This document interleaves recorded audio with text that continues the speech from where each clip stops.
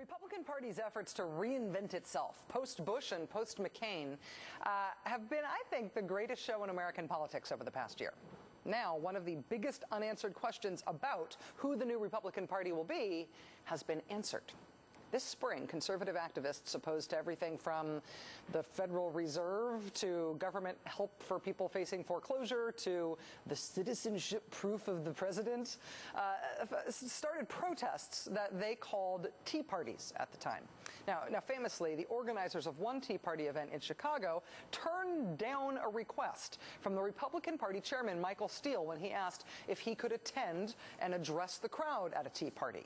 Since then, the Tea Partiers have split amongst themselves and split and split and split again, in some cases filing lawsuits against one another, denouncing each other's groups and events and tactics. Former House Majority Leader Dick Armey and his corporate-funded Freedom Works advocacy organization have exploited the Tea Party brand as well as anyone, even going so far as to sell speaking slots at a supposedly grassroots Tea Party event for the low, low price of $10,000.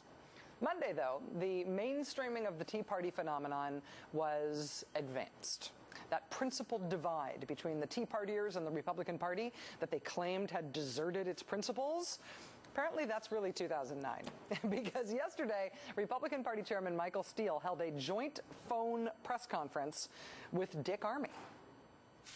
I'm just very honored to be able to work with citizens all across this country, grassroots activists, Tea Partiers, and others who are fighting the good fight. One of the leaders in this fight, and I'm very honored to have him on this call with us, is Dick Armey, a man of principle. Given my point of view, my love of individual liberty, there's no place I can turn in politics except to the Republican parties, who in the past have demonstrated during the Reagan years that they are quite capable of serving the cause of liberty and serving it well.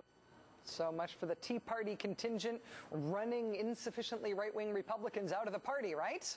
Well, now, at least according to Dick Armey and Michael Steele, the Republican Party are the Tea Partiers, and the Tea Partiers are the Republican Party. They are GOP baggers. They are the Tea-publicans. They are one. At least they were on Monday. Turns out that happy political marriage lasted one day. It already appears to be over. Today, a very, very, very conservative Democratic congressman from northern Alabama, Parker Griffith, a man with no known first name, switched from being a very conservative Democrat to being a very conservative Republican. Parker Griffith, Democrat, in his first year in office, voted against the president's budget. He voted against the stimulus. He voted against the cap-and-trade global warming bill. He voted against health reform. He voted against even Wall Street reform, the new financial regulations. He even voted against the Lilly Ledbetter Act, which is the bill that said women should get paid the same as men. He voted no on that. And remember, he's a Democrat. But that's not all. In August, at a town hall meeting, Parker Griffith was quoted by the Huntsville Times as telling his constituents that even though he was a Democrat, he wouldn't vote for Nancy Pelosi to be Speaker of the House. Democrats sort of vote unanimously for Nancy Pelosi to be Speaker of the House. But Griffith said he would not. And then he said, quote, "If she doesn't like it, I've got a gift certificate to the mental health center." Classy, right? So as of today, Parker Griffith is not a Democrat who won't vote for Nancy Pelosi for Speaker or for any of the major Democratic agenda items. He is a Republican who won't do those things. The Republican establishment reacted with glee, the National Republican Congressional Committee moving immediately to take down an attack ad that they had run against Mr. Griffith, accusing him of being a terrorist lover. The RNC putting out a statement welcoming him to the party that called him a terrorist lover. And GOP El Jefe in exile, Sarah Palin, welcoming Mr. Griffith with a tweet which used her trademark ransom note spacing and punctuation. Here's the really interesting part of this, though. Even as the Republican establishment welcomes Parker Griffith, hardcore conservatives at Red State and Club for Growth say they will teabag him. They will Didi Skozafava him. They say he is not right-wing enough for them. At Red State today, quote, "We should now hope him to be an extremely endangered Republican in a primary. We can pick this guy off and get a real Republican in that seat." The main Republican candidate, who had been planning to run against Griffith when Griffith was a Democrat, took one look at that fight between the Republican Party embracing Mr. Griffith and the teabaggers attacking him, and they decided to side with the teabaggers, saying that he will stay in the race to beat Mr. Griffith, even if Griffith is a Republican now. And so another split between the GOP and the conservative activists. The marriage of the Republican Party and the Tea Party conservatives who give them meaning comes to an end just one day after it was consummated on a joint Michael Steele-Dick Armey conference call. Joining us now is Anna Marie Cox, national correspondent and host of Inside Story on Air America Radio. Anna Marie, thank you for coming on the show tonight. Hey, Rachel. How's Tampa? Tampa is dark, as far as I can tell. I really haven't seen much of Florida. I just barely escaped D.C. after the Snow My God weekend, and have really actually been traveling so much that I barely know where I am. But thank you for reminding me, Tampa. Sure, yes. That's very good. I can tell from the background there. I'm sorry, it's not why you're here, but we're very glad you're on the show. Does this look to you like the early days of that Scozzafava race up in upstate New York, where the Republican establishment is welcoming the Republican, in this case the guy who just switched parties, but the conservative movement isn't having it? It is, and it's right down to the fact that the guy is actually not even a very good Republican, even though he's more of a Republican than he's a Democrat. He still voted with Democrats about 85% of the time, according to the Washington Post. So he's actually not a very conservative Republican, and he's facing this really, really tough primary with people who are already excited to run against him, who are now even more excited to run against him, and they've suddenly got the national attention like they got in upstate New York when Doug Hoffman entered the race as the Tea Party candidate against Debbie Scozzafava.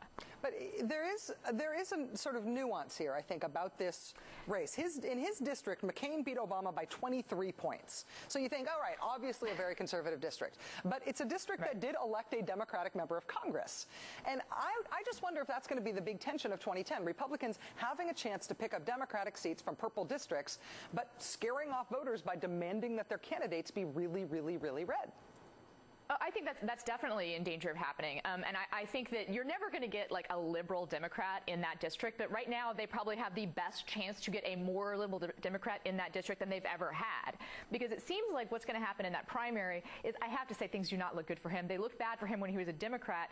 Now he suddenly got this negative attention from both Republicans and Democrats. And he has some people that are really fired up and have the base, and also have will be getting some of that national support like Doug Hoffman got.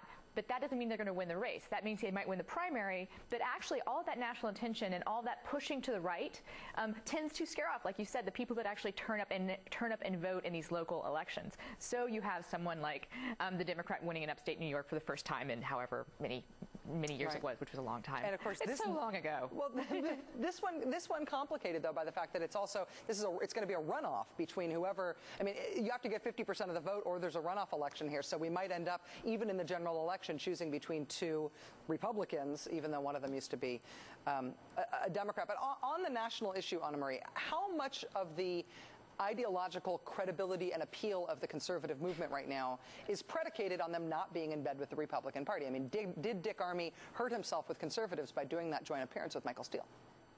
I don't think he hurt himself, in part because his group is so out in front on this Tea Party stuff, and they're so strident about it. And I was really struck by that phone call and listening to it with you a little while ago, how Michael Steele was welcoming Dick Armey and said he felt honored to have Dick Armey on the call. Usually that is not the dynamic you see with a national party and with what is actually kind of a fringy group. Let's face it. Let's remember, the reason why you and I can get excited about the Tea Party people, I won't use the word GOP baggers, I guess. Yes.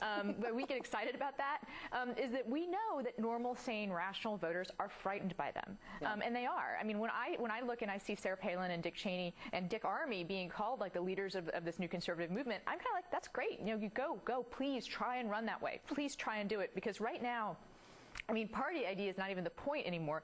Everyone's very suspicious, both on the left and the right, of Washington, right?